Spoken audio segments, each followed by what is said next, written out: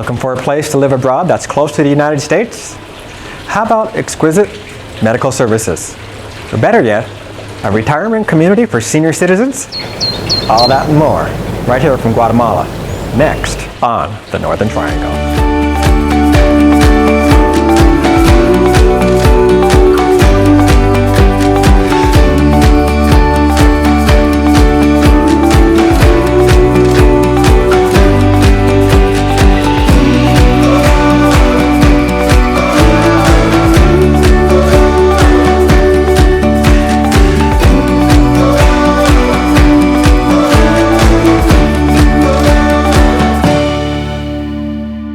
Antigua, which is only about an hour's drive away from Puerto Quetzales, which is where many of the cruise ships drop off passengers, and they take vans and they explore the beautiful UNESCO World Heritage Site that it has to offer. We're going to be off the beaten track a little bit, exploring that of a Guatemala medical travel business, as well as a new and growing emerging field of retirement communities that are expanding outreach to those who have chosen to live here in Guatemala year-round. We're also going to be looking a little bit at Antigua's newest landmark, that of Altamira. Come along, let's see what this beautiful city has to offer. I've come to Antigua to explore this UNESCO World Heritage Site. Lying in the shadow of three active volcanoes, Antigua's history is often framed as pre- and post-Columbian times. There is a richness here that deserves a much more elaborate understanding than simply placeholders established within the Spanish conquest. The Santa Catalina Arch, built in the 1600s to further solidify the presence of the Spanish invaders, it originally connected the Santa Catalina Nuns Convent to a school, allowing the cloistered nuns to pass from one building to the other without so much as going outside on the streets and mingling with the indigenous populations. Later, a clock tower was added, and today it serves as a beacon for both locals and tourists who decide to walk to the nearby Park Central. A mere 5-minute walk away is the La Merced Church, which was the monastery for the priests, working to establish the presence of the Catholic Church. Two smaller churches were started, being built in 1749, and then a second one in 1751, only to be destroyed by earthquakes. The present church was built with large arches and wider columns to help support the building itself during those periodic tremors. The church itself, styled after the Baroque architecture, is very much a living, breathing church.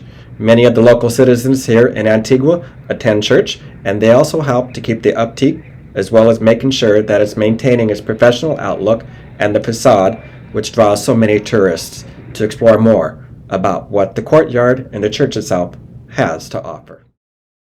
As I leave the La Merced Monastery and Church, I head outside of Antigua to explore more of what this UNESCO Heritage Site has to offer. There are plenty of restaurants that serve original cuisine, and best of all, it's all organic. A little further outside of Antigua, I head to the La Reunion Golf Course, or what used to be the La Reunion Golf Course. In June of 2018, the nearby Volcan Fuego erupted, with over 200 deaths that were recorded, but hundreds more died and were never found. Unofficial numbers place it at well over 1,000 deaths. At the La Reunion Golf Course, 10 of the 18 holes were destroyed, along with a major economic driver of hotel, conference centers, restaurants, and suites. La Reunion Golf Course was a part of the PGA Latin America Tour. There is always the question of whether or not to build at the base of a very active volcano, and of course the follow-up would be, does one rebuild in an active seismic zone? I can certainly make the case there is a need for a golf course on the outskirts of Antigua, as it draws on a wider audience with excursion and activities, and of course the views are second to none. Returning by tuk-tuk to Antigua with elaborately repurposed school buses from the United States, they find a second life and are affectionately known to locals and tourists as the Chicken Bus. Each year, Guatemala offers an event that is seldom matched anywhere around the world, and that is Semana Santa, or Holy Week. Celebrating the pageantry of Christian life with parades, music, offerings, and redemptions of life, this tradition arrived with the Spanish around 1524. Today, Antigua offers one of the most elaborate celebrations in the world, and they are truly a feast for all senses. Antigua hosts thousands and thousands of people for this annual ritual. Everyone is welcome to be a part of the festivities that blends both Christian and, increasingly, Mayan cultural beliefs.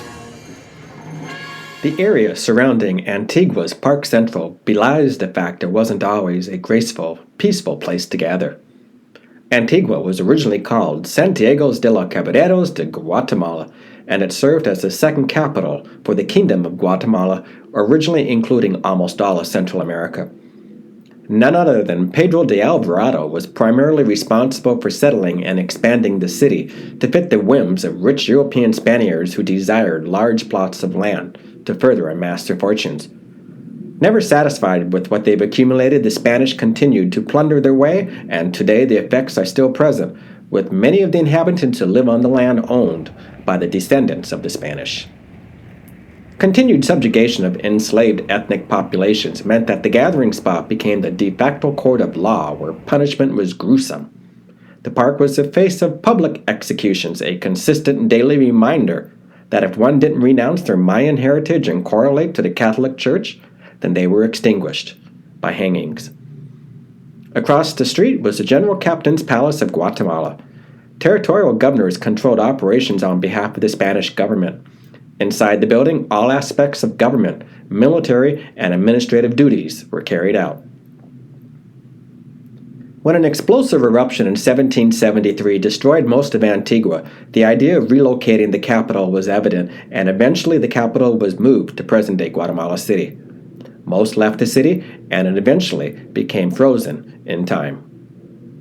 Today, the General Captain's Palace of Guatemala houses the Institute of Tourism and the municipal government functions for Antigua. Sitting at an altitude of 1,500 meters, this UNESCO World Heritage Site offers great daytime temperatures for walking and is primarily known for the ruins of colonial buildings that make it a museum of Spanish colonial history. Both gated and non-gated residential areas allow for not only the preservation of existing homes, but also for construction of newer blended homes not far from the historic zones. Some surround coffee fields and resorts. Many residential streets are laid with cobblestones. They serve to slow passage as they can be a bit bone-jarring. Take the time to simply walk and savor what is being experienced. I find this is something that many who live here excel in. They search out the balance between nature, tradition, and work, if they can find it. There is a large expatriate community, and it provides for a small cottage industry. I applaud the ambitions of the Guatemalans and their aspirations for improving life in all aspects. They will not rest until there is measured, sustainable progress, and improvements are evident with the passage of time.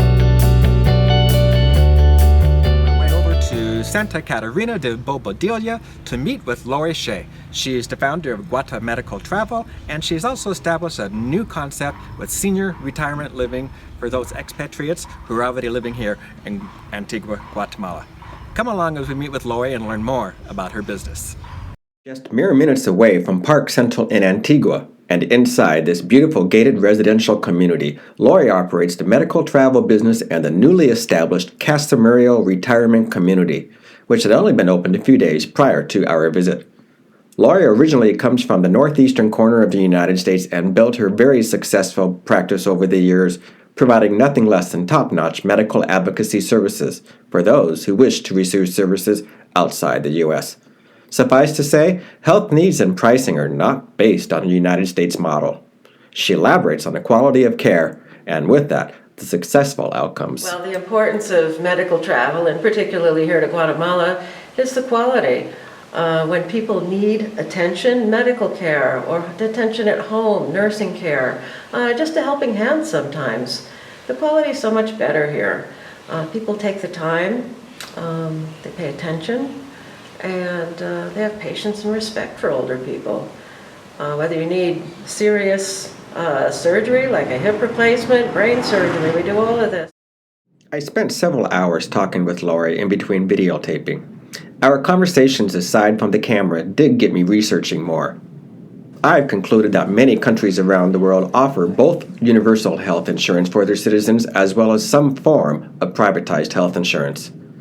If American corporations can go internationally and secure good value for their business, then there's no reason why American citizens can find a much better pricing model and receive stellar medical services. Casa Muriel retirement home really brings the best of American concepts and quality to Guatemala, where assisted living is a whole new idea. We're introducing it for the first time, but it's going to be so much better in Guatemala because of the Latin American culture. The attention you get here and the personal care is like things that people just don't get in the United States anymore. This is not conveyor belt style medical care and attention. This is personal, it's for you, and that's why we're here. Personal care and not on a conveyor belt. That I like. I get annoyed when I have to see my medical provider in the States and the doctor is consistently looking at his or her watch. Lori contracts with medical specialists in hospitals in Guatemala City for exquisite delivery of medical services. She hopes to duplicate that with Casa Muriel, named after her mom. In America, we have assisted living homes, independent living homes, places where older folks can live and really enjoy life. It's like a resort. Everything's done for them. They have activities, like being on a cruise ship every day of the week. It's a little different concept in Guatemala. So we've brought the best of the United States concept to the best of the Guatemalan concept. And it's that concept in the States that doesn't necessarily work in favor of the middle class. For those who have worked years to build up an estate to pass on to heirs, estate recovery in the United States punishes the working and the middle-class Americans, who, despite what they're up against financially, have managed to scrape a little something to pass on to their children and or their heirs, only to watch it disappear if they're not vigilant with regards to careful planning. Otherwise, if their assets and dollars aren't protected, then it risks being absorbed into American-style retirement and or nursing homes. And in some cases, heirs and beneficiaries will end up owing money after their loved ones have passed away.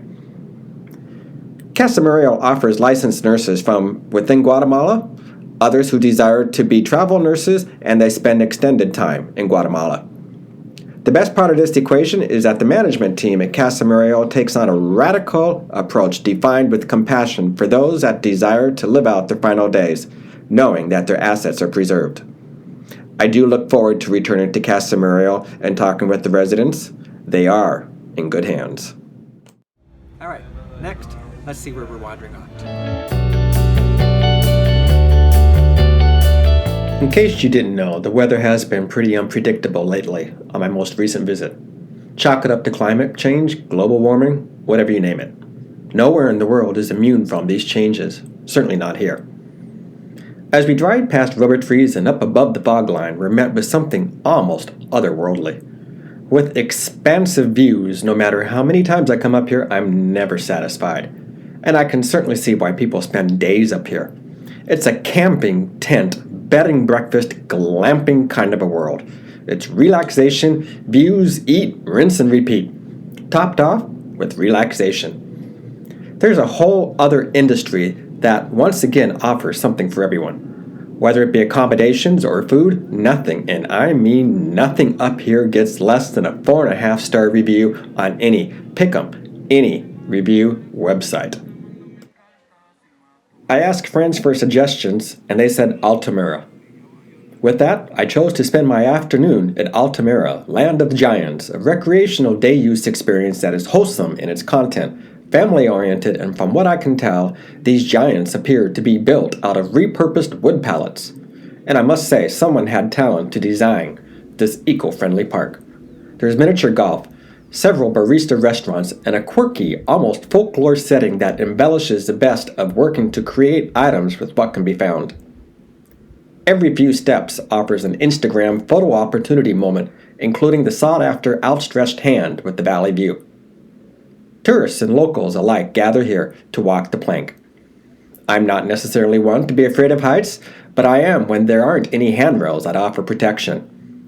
With little reasons to offer regulations, there isn't much in the way of words like litigation or lawsuit or compensation for pain and suffering.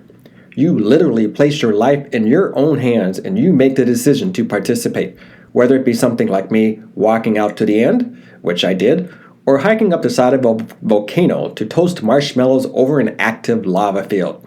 Nah, I'm good. And all asides, I think it is my overregulated, privileged world that I come from. There is something to be said for, well, being overregulated, and with that, overly protected. To do this stuff. We love it.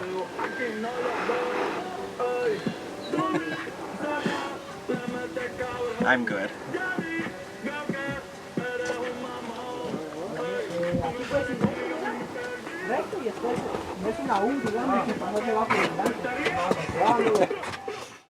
I would have to say that ranking up there with remittances, tourism is one of the economic drivers of Guatemala, generating over $3 billion in spending with over 2 million tourists that visited the country in pre-COVID pandemic times.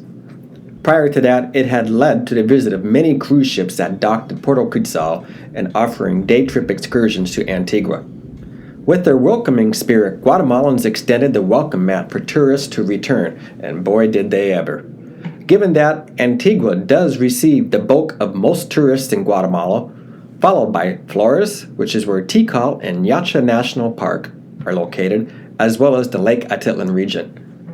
There are lots of fun and exciting things to do for adventurers around here, and one will find an abundance of classy restaurants, boutique cafes, clean hotels with personalities, and in my mind overall, makes for an enjoyable place to travel to. It's hard to pinpoint any one particular draw for Antigua. It is primarily noted for the colonial buildings and the ruins that make it a museum of Spanish history. Even the Museum of Colonial Art is historic, having established the first university in Central America in 1676. Did I mention coffee? It is a coffee mecca for farmers and for very good reasons. The year-round unique growing region with a subtropical climate mixed with nutrient-rich volcanic soils all combines for growing some of the most palate-friendly coffee beans in the market. What I am beginning to see is an emerging viticulture or grape-growing industry, and I suspect it won't be long before we will start to see Guatemalan wine produced alongside Guatemalan rum. Are you looking to escape the United States and retire someplace where your dollar stretches you a lot further? Is Mexico becoming more expensive? Is Costa Rica out of the limits for you? I got some great deals for you. As I leave Antigua and head back to the capital, Guatemala City, it's such a contrast. With regards to living in Guatemala, it can be overshadowed by Mexico, its neighbor to the north. What makes Guatemala attractive to live here? Both the country and the city presents itself as an ideal location for several reasons. With both the proximity to the United States and the time zone, it observes Central Standard Time. Being close to the equator means the days are roughly 11 to 12 hours long, year-round. There's no long-haul flights to get here, as from Miami it's about 2 hours, and from Los Angeles, roughly 4.5. All this makes for ideal conditions for those who wish to work remotely in an environment where it seems like it's mostly sunny year-round. Internet services are about half the cost of American commercial counterparts, and from what I've directly experienced, internet speeds are rapid and aren't tied to different price points for different speeds. Yet. On both sides of the international airport, as well as the growing tech corridor in Zone 4, is where one will find the safest, newest selections of both brand new apartments and condominiums for rent or for sale. Surrounding these mid-rises are still a multitude of single-family dwellings that more than likely have been owned by families for multiple generations. Rents for the local populations are expensive, and housing affordability is also a problem, as it is in many locations internationally. There's always a new apartment complex or condominium going up in what is arguably the safer zones surrounding Guatemala City Airport. I've had the opportunity to step inside a few of these dwellings. The minimum standards with underground parking, security, concierge services, gyms, kitchen, and pool amenities are impressive. Much like tech corridors in Seattle, San Francisco, and the Boston region, these units are expensive for most of the local citizens, but do serve their niche for the tech workers who can increasingly afford them, as well as cater to the international residents. On the other end, one will find no shortage of multi-million-dollar homes in both Antigua and Guatemala City. And no, I didn't torture myself by stepping inside to check it out. In researching for this episode, I came across an original 1958 Pan American Airways photo of Mayan women displaying their textiles. On the back was an inscription. According to Pan Am World Airways, Guatemala is making determined effort to bring the country back to the high places it once held with North American travelers. I'm sure if those employees from the old Pan Am American Airways were to return today, they would agree much more. There are many areas of Guatemala that now exceed the standards and are exceptionally appealing for tourists and international residents alike. There's a lot that Antigua Guatemala has to offer. It's only 15 miles outside of Guatemala City, and there's some amazing housing opportunities for those who wish to rent either in Guatemala City or Antigua. The other end of the spectrum, there are some amazing retirement communities, and as you discovered, senior assisted living is a growing field. You don't have to be in the United States to break your bank. You can come down here and you can find that your dollars go a lot further. I'm Ron Podmore. Come along with me as we explore more of the Northern Triangle on the next time. See ya.